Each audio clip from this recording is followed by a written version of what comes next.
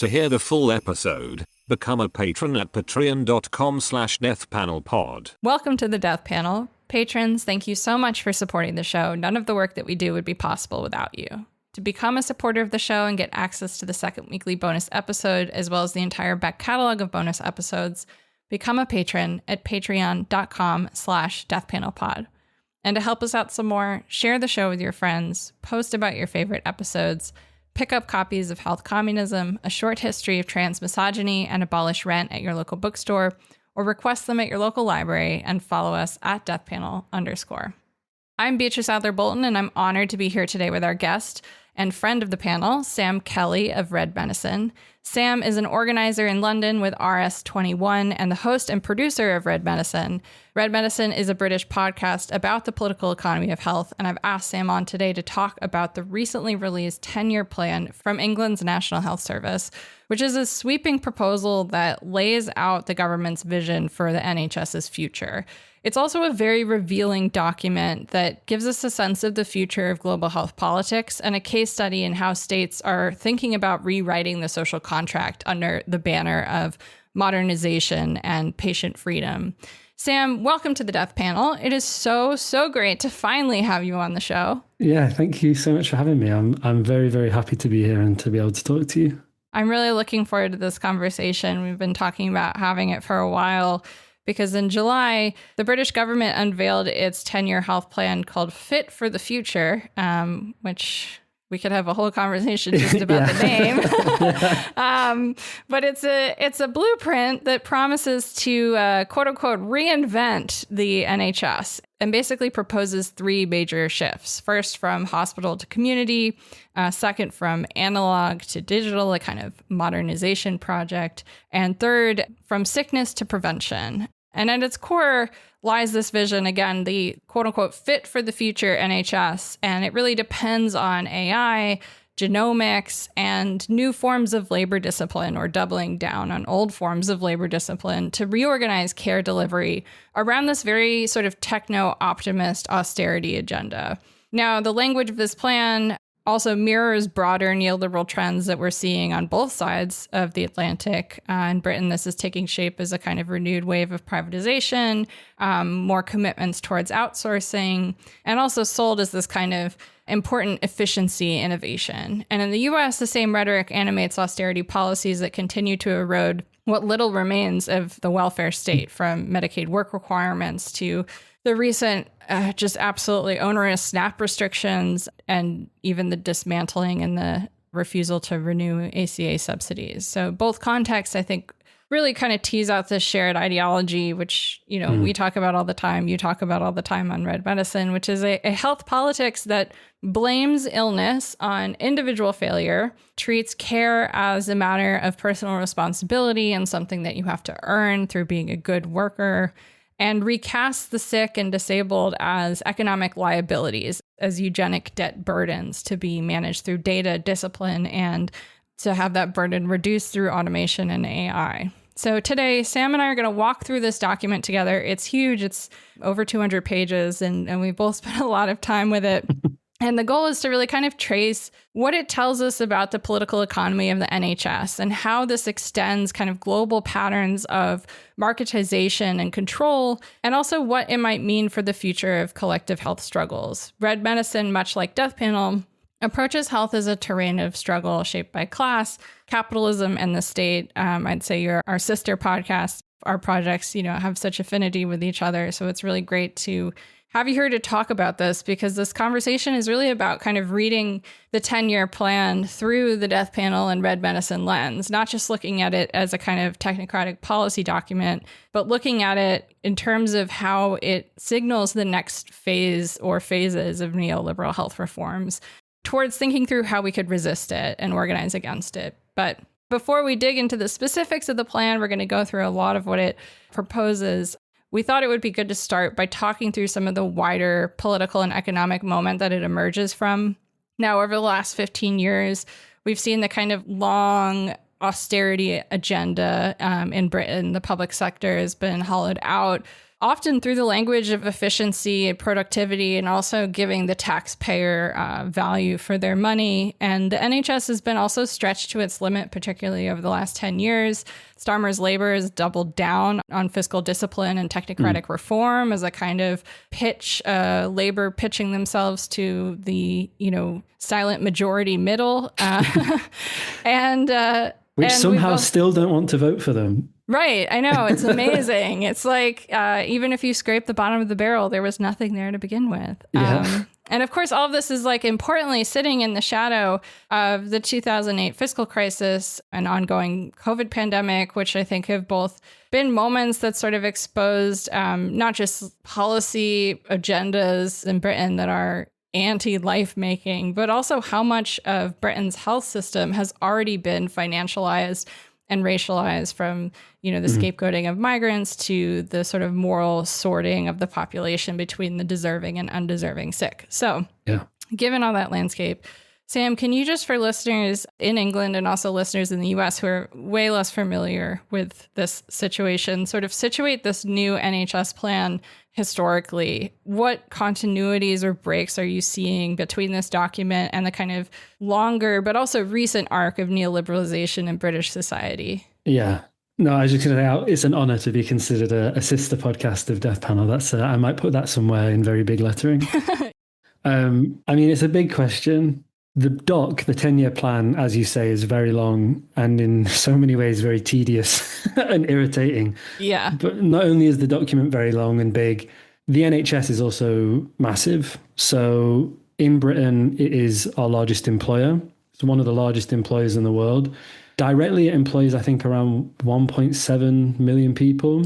In addition to that, it provides work for millions more directly through outsourcing, but also through NHS contracts, et cetera, et cetera. Not only is it materially big in terms of its workforce and its assets and its infrastructure, it also, in many ways, is Britain's biggest public institution in the sort of British public imaginary. So almost regardless of class background, unless you are the top 0.1 of the top 1%, everyone will have received care in the NHS in Britain. It is one of the victories of the sort of post-war class settlement that is the case, and it has a lot of implications. But one of them is that the NHS sits incredibly largely on the landscape of British politics and the way people think about themselves and, the body politic and the nation, et cetera, et cetera. So all of that is to say that it's a very big picture and that it's useful to have some historical frames to make sense of it. Mm-hmm. That being said, they are quite, you could really go to town on the kind of scale of these historical frames. So I'm going to try and give a few that we would want to keep in mind and that we can return to and sort of flesh out through the conversation. And maybe for analytical clarity, we would kind of bias towards more recent ones as having more relevant causal implications for the 10-year plan. But, we really could go all the way back to things that you address in Health Communism, as Britain as an early innovator and a very early country to industrialize, and an early innovator of industrial capitalism. And as a result of that, develops all these techniques, methods, state capacities for managing labor in that arrangement of production. Something you talk a lot about in Health Communism is the poor laws. And, we would want to keep all that in the background to think about the role of healthcare in reproducing the social relations of British capitalism and society. That's obviously a very big zoomed out picture. More recently, I think we would want to think about the NHS as emerging as a result of the class compromise of the post-war period within the broader welfare state. And again, I think people outside of Britain, maybe in America, can see the NHS. And to be honest, people even do it here and say that the NHS is a socialist institution, right? And in some cases, that's kind of true. It is an institution that came as the result of class struggle. Many of the people that were involved in founding it were explicitly socialist and saw it as an explicit socialist project. However, it didn't fully socialize healthcare, and it maintained all these kind of fissures and cracks and compromises that we see operating even, up to this day and in the 10-year plan, and we can talk about those. But suffice to say that the NHS did not fully abolish private healthcare.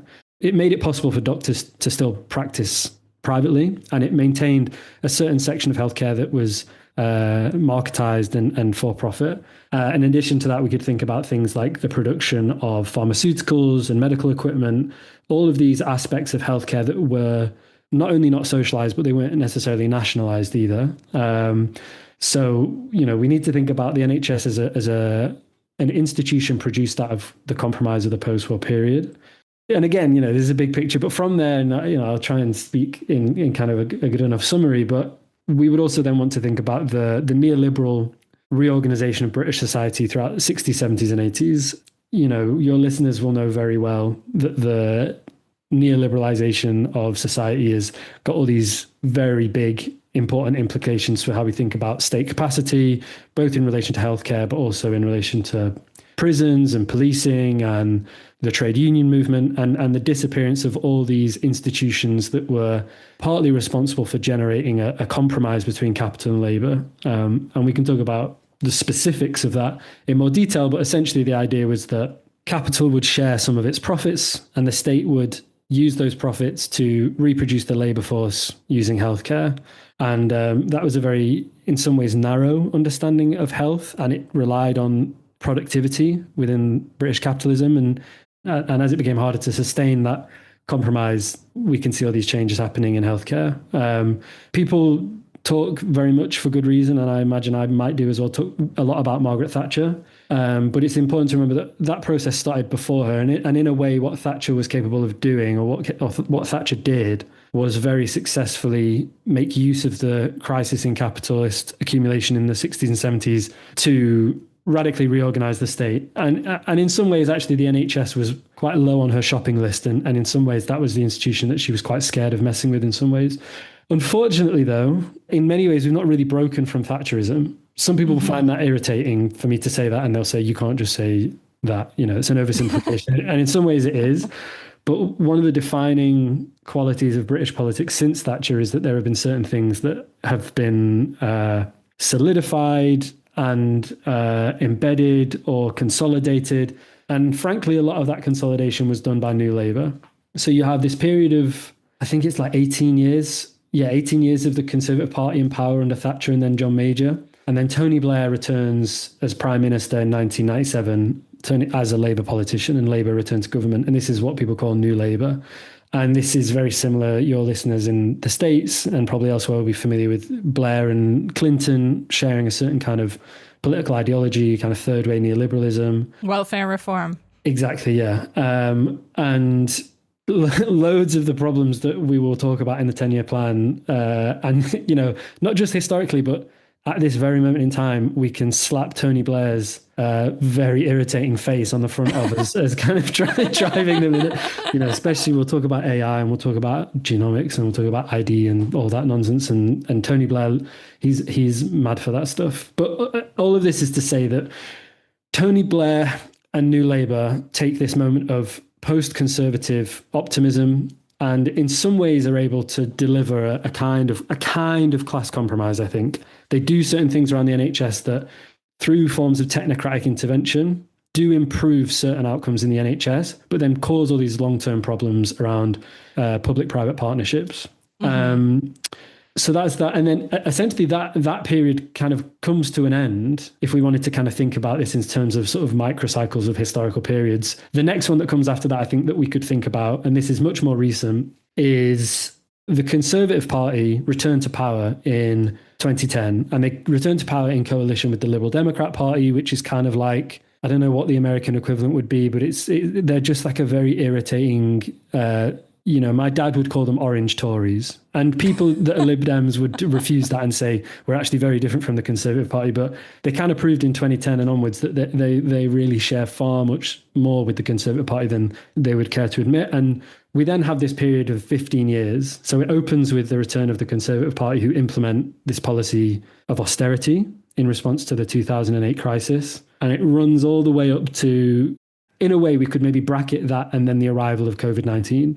because you have this period of austerity, you have an anti-austerity movement, and there are all these struggles around kind of key institutions of British public and political life. And it's kind of brought to a close very, very brutally for many people. I mean, that period in many ways is brutal in its own right, but it finds its kind of apotheosis, if you will, in the return of Labour through Keir Starmer, who defeats the anti-austerity movement within the Labour Party. And at the same time, to the month, I think he becomes Labour leader officially in April, and we went into lockdown, I think, in March of 2020. And we would want to then, have a sense of what happened in that 15-year period in terms of austerity and struggles over the state and over Labour in thinking about the 10-year plan, not to mention the obvious and widespread and deep and painful implications of the COVID-19 pandemic. But there's a bunch of stuff there that's quite a big picture, and we'll come back to different parts of it. But I think having a sense of those 4 or 5 things will be helpful to read this document and think, what on earth is going on here?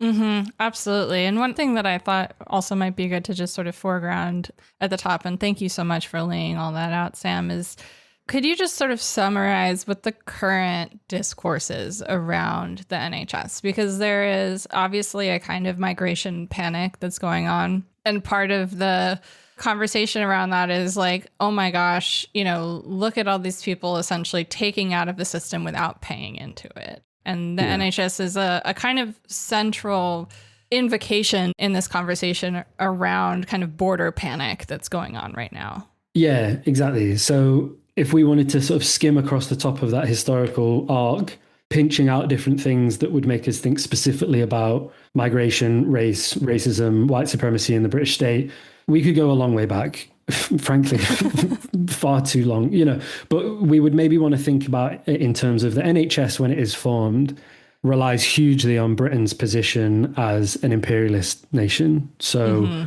Britain very actively and consciously recruits immigrant labour from parts of the empire, what is now called the Commonwealth. And as one would expect, many of those people are black and brown. In fact, the overwhelming majority of those people are black and brown. And the NHS would not exist then, and it would not exist now without the labour of people who are immigrants or people from here who are from racialised backgrounds. That being said, from that period onwards, there is a terrain of struggle over immigration, race, racism in Britain, and the NHS becomes a kind of central node in that struggle. And I mean, there's something that happened very recently that we could kind of think about to sort of frame that. But throughout the 60s, I think the late 60s and the 1970s, there was a kind of pivot away from some of the policy that had actively recruited people from the Commonwealth to come and basically rebuild Britain in the wake of the war. And specifically, it was around kind of visa policy, around healthcare workers, and it basically made it harder to get visas to come and work here from the Commonwealth. I think it was that you could automatically get one and then you couldn't. And there was an act in 68 and there was an act in 71. I might be getting the dates mixed up there, but it's in the late 60s, early 70s. And around that time, you have a figure who is just like pure scum, basically, called Enoch Powell, who was, at one point he was health secretary, and he conservative politician, and then he left and became like a full-fledged fascist. And he has this very famous speech, which is called the Rivers of Blood speech. And in a way, it outlines so many of the foundations of British imperialist racism. And there is this point of tension in Britain around resentment for racialized people, and then also a reliance on labor from both racialized British people and then also immigrant communities. And this Rivers of Blood speech is a high point of racist rhetoric in Britain. And it is a kind of, and it sort of looms large in a lot of histories of Britain as a point at which certain discourses of racism are kind of solidified. So there's that. And I think what then brings this into the present is a whole series of things. But one of them is that Keir Starmer very recently invokes a phrase from this speech. The phrase that he invokes is that we're becoming an island of strangers. Let me put it this way. Nations depend on rules, fair rules. Sometimes they're written down, often they're not. Now, in a diverse nation like ours, and I celebrate that, these rules become even more important. Without them, we risk becoming an island of strangers. So when you have an immigration system that seems almost designed to permit abuse, you're actually contributing to the forces that are slowly pulling our country apart. And the Rivers of Blood speech is just a horrific anti-immigration screed. It's a racist screed. And you would think, well, why is Keir Starmer sort of dog whistling and using phrases from this speech?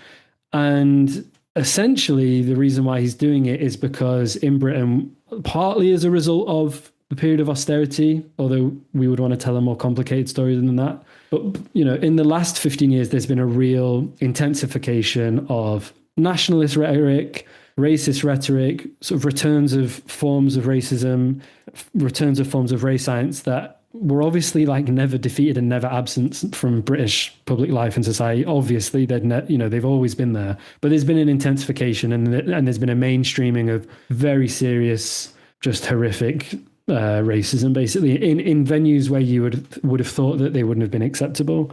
And essentially, this has found expression in a number of ways. So it's found expression in a parliamentary formation that is called Reform, which is a parliamentary party to the right of Labour. I think we would have used to say to the far right of Labour, but actually I think they're much closer now than they have been historically.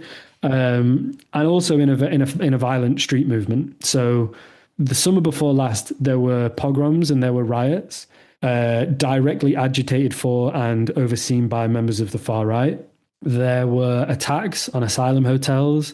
There were just like a laundry list of the most horrific things you could think about. The people driving through parts of Britain being stopped in their cars so they could check what colour their skin was to then make a judgment as to whether they could pass. Just the most horrific shit you've ever seen. And instead of doing what, is morally correct and just basic human decency and in a very real sense, addressing that rhetoric and then also administrating in a way that dismantles forms of racism. Obviously, the Labour Party tries to think, okay, well, how can we meet these people halfway? And how can we win their votes? And how can we not upset them by saying, actually, it's quite racist to try and burn down an asylum hotel? And this, we can talk more about this relationship between the far right and the state and the way in which it kind of creates certain possibilities, especially in healthcare for hyper-exploitation. But essentially, Keir Starmer has, in that speech and in other things, tried to win those people over.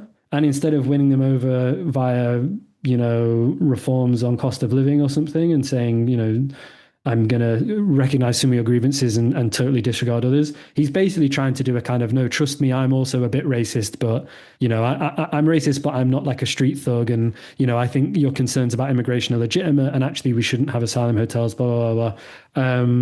And so there's this kind of swirling return of real horrific racism, essentially, that is finding a bunch of expressions at different layers of society. And this might be a slightly overlong answer, but I think just to kind of put a point on where the NHS sits on this, there was a moment in the media which felt like it perfectly expressed the sort of broader phenomena. And it was around the time that we had a rally here. I say we in a general sense. The far right had a rally here where they managed to mobilise around 100,000 people in London. I was in London that day. It was horrible. People saying horrible stuff, dressed like extras from Peaky Blinders with England flags, just like the worst, expression of that kind of rhetoric. I joke about it, but it's genuinely scary. So I shouldn't joke about it. Yeah, it's horrific. And, worrying about friends and family and where they are and that they're safe and things. But there was this thing on, I can't remember, one of these breakfast news shows where people they kind of do news, but then also not really, and they'll talk about celebs. There was this thing where we have this C-list celebrity here called Rylan. I can't remember what his first stuff. He goes by Rylan, and he was on, I think he was on X Factor or Britain's Got Talent. Rylan Clark. That's the guy. Yeah. And okay. he was on a breakfast show. And in a way, it might be good to kind of drop the clip in because it captures so much so easily. And it's the kind of double take or the kind of contradiction that lies at the center of discourses around migration as they relate to the NHS. But he's talking about, my granny was in the NHS and she was looked after by immigrants, immigrants saved my granny's life or something like that. And that's fine. They came here legally, which, that's a whole thing about legal, anyway, I won't get caught up in that. And then he goes on to sort of say, that's one thing. But then on the other hand, you have people coming over here on these small boats and they get put into 4-star hotels and they get given iPads. And then he goes, they get given the NHS in the reception of the hotel. But two, when they get here, it does seem, and I think this is why a lot of Labour voters as well are now sitting there going, there's something wrong here. It seems, welcome, come on in. This is the narrative we're being fed. Here's the hotel. Here's the phones. Here's the iPad. Here's the NHS in reception of your hotel. Here's 3 meals a day. Here's a games room in the hotel. Have a lovely time and welcome. I believe that something major needs to be done about this. The money that it's costing us, the amount of people that are in this country that we have no idea who they are, what they've done, what they're capable of. And he very explicitly makes this point that, well, all these old generation of immigrants, they came here and they worked and they built the NHS. But then all these new immigrants, they're a drain on the system. They're not paying into it. They're taking up all these services. What about homeless people? What about veterans? Blah, blah, blah, blah. And it's this whole screed, but it perfectly encapsulates the kind of contradiction that lies at the heart of this discourse, which is the way in which the NHS is deployed rhetorically and I think quite literally in material ways to determine which forms of immigration or which, or basically to discipline parts of the working class that are racialized. And designate who it's for and who it's not for. Yeah, exactly. It's all there. And so I remember seeing that and being like, oh, I'm going on death panel soon. That's actually, that's obviously horrible, but it does capture something very specific about the discourse in a very concise way. And yeah, so on the one hand, you have like awful celebrities just saying this stuff. And then you have a kind of far right movement on the street kind of enforcing it and bullying people. You have the parliamentary expression of it in Farage and Reform, who are clearly trying to copy from Trump's immigration stuff. And then you have Labour that are basically so cowardly that they think that by triangulating to this stuff, they can beat it. And of course, what that means is that the discourse just ratchets to the right and it kind of accepts the terms of the debate. And I think we'll come back to it, but we can talk about what that looks like in terms of like Labour discipline for the NHS workforce today. But yeah. To hear the full episode, become a patron at patreon.com/deathpanelpod. You'll get access to this and the rest of our catalogue of patron-only episodes, and be the first to get a new patron episode every Monday when it drops. With love, The Death Panel.